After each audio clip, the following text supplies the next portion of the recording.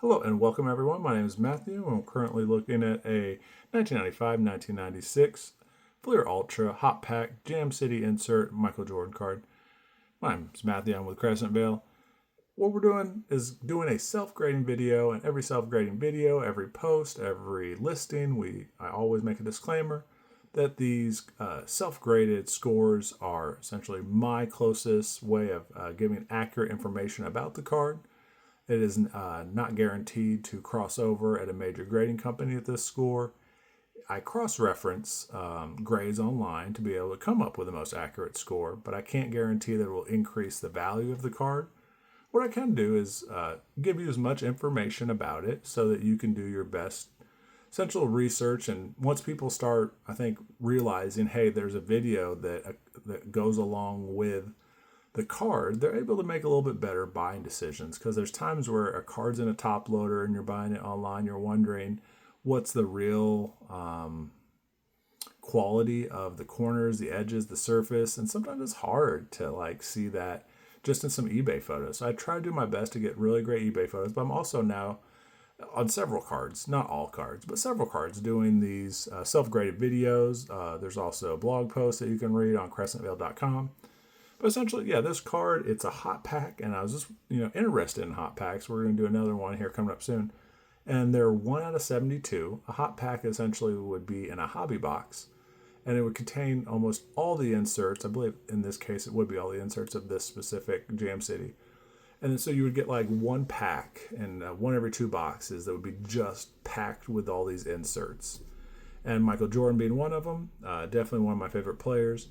So this is just an interesting way of finding out more about the 1995-1996 insert, the hot packs, how rare it was, and how valuable it can be. So these inserts, by finding out more about the population report of them, the rarity, the quality, if the card is damaged at all, that's what I want to give my audience, is as much information as possible. And, building transparency and trust is definitely what I want to be able to do. So yeah, we start off by looking at the centering, and we can kind of see here, I like using the logo. You can kind of see the logo down here and the Hot Pack logo. Each have a similar distance from them to the edge of the card, and it is about 3 millimeters, which is what we're always looking for.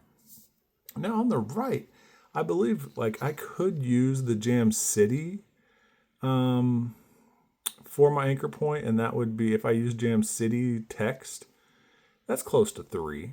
So my left to right is, I would say, more consistent. Now, where I have already started to look at the back of the card and at the bottom here, I find some inconsistencies. I find that if I am using the, and this is one of the only anchor points I'm really aware of on this card, is that Fleer Ultra. And I kind of use the bottom of it to the, and what's interesting, what is the real bottom of it? But I'm finding it's about 2 millimeters. And then one could say, potentially this, if I'm using the font left to right, I should be able to use the font top to bottom. And I'm seeing around 3. So I'm seeing a little bit of a discrepancy from top to bottom. I'm seeing some consistency left to right on the front of the card.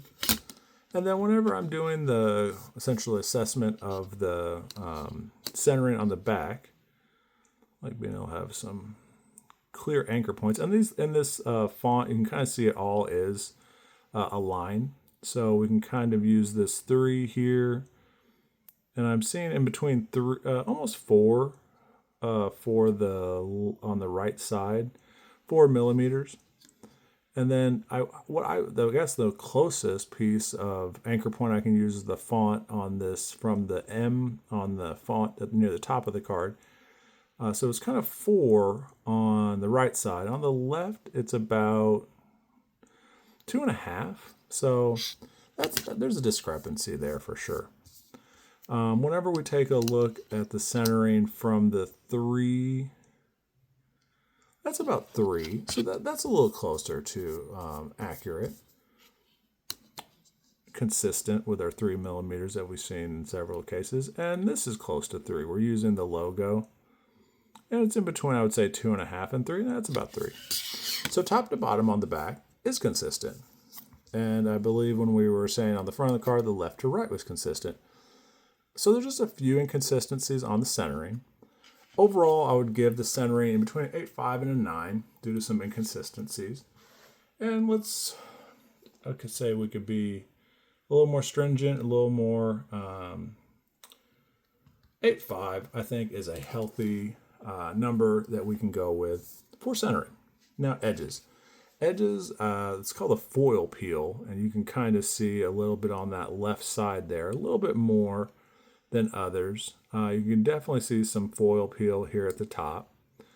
And, how I'm currently assessing these different cards is I'm kind of thinking about it from like an overall, like so we're going to start off with the edges. So all 4 edges, and I also like to look at the front and the back of the card just to kind of give it an overall grade. But yeah, there is definitely some foil peel going on there. And then we can see it also happening at the top. So it's kind of like one, I would say noticeable definitely by the naked eye, but also the top is also a bit noticeable as well without even really needing to zoom in much. So right now we're just focused on the edges. And I always find it to be a bit difficult to, because you can see this, it's either a corner or an edge. And that's a considerable amount of wear. So I am going to consider that an edge because I need to get down to the millimeter where the edge stops and the corner begins.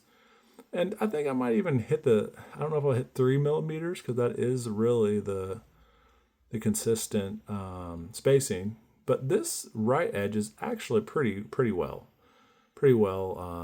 developed. So you can kind of see that there in the bottom left. That's definitely one of our problematic edges.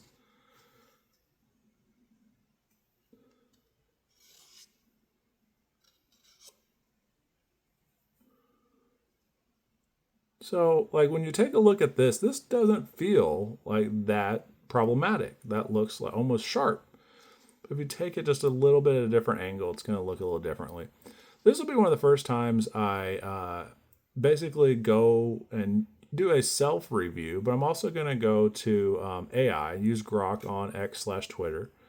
And this will be one of the first times that I have Grok reference the video. I've just been sending some high-definition photos to Grok, and now I'm realizing it needs more information. It needs different angles. So what we're going to do is we're going to send Grok the video in addition to the photos, and we're going to see if it gives us a more accurate grade. So yeah, just working with these different AI tools, I think is super fascinating. And getting it down to a science, I was basically thinking through of like, how do you determine what essentially these edges, what is the points that we should take off for the amount of wear that we're seeing on this car. There's like noticeable wear here, noticeable wear down there, top edge. So it's like multiple instances. I'd almost say a half grade per instance. There's, definitely one here that takes it down to a 9. Top edge in between an 8.5 and an 8 overall, I think is fairly healthy. Whenever I saw the other cross-reference grades, I saw an 8.5, an 8, and a 6. I don't really find this to be close to a 6. I think it's in between an 8 and an 8 and an 8.5. And my edges is honestly one of the, because we're also kind of that, it's not a corner, I'm calling that an edge, but I would say that's a problematic piece to the card. So overall, we're going to give it an 8 for edges.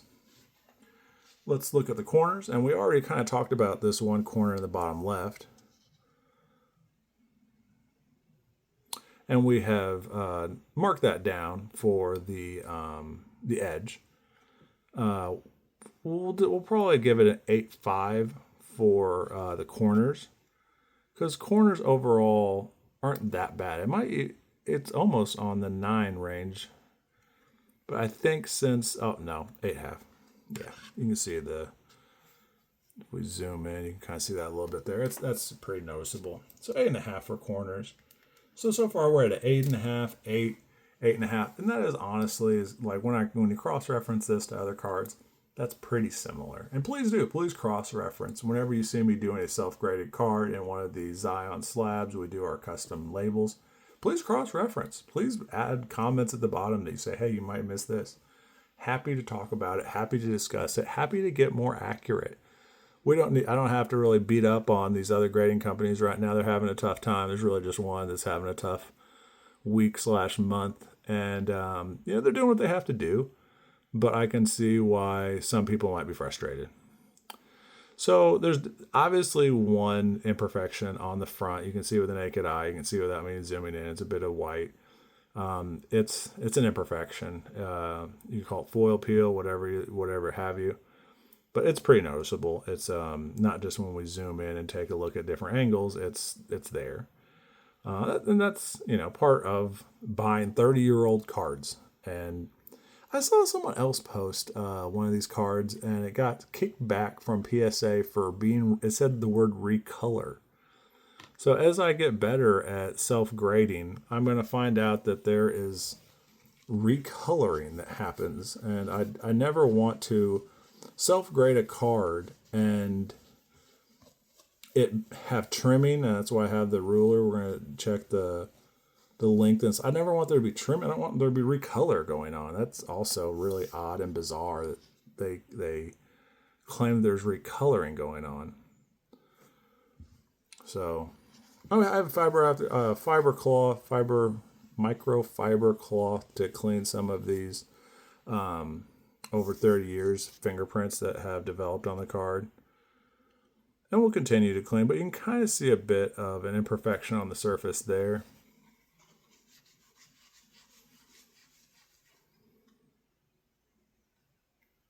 And that's kind of a smudge that's not really wanting to come off much, isn't it?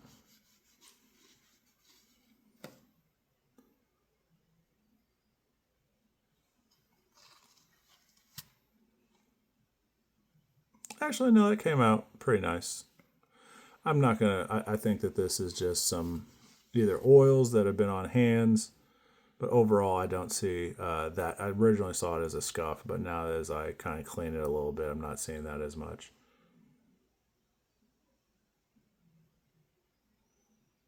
So just really on the front is where I'm seeing like a clear imperfection. On the back, I don't really see as much, and that's nice. Probably going to go with a 8.5 on the back of the card. Microfiber cloth.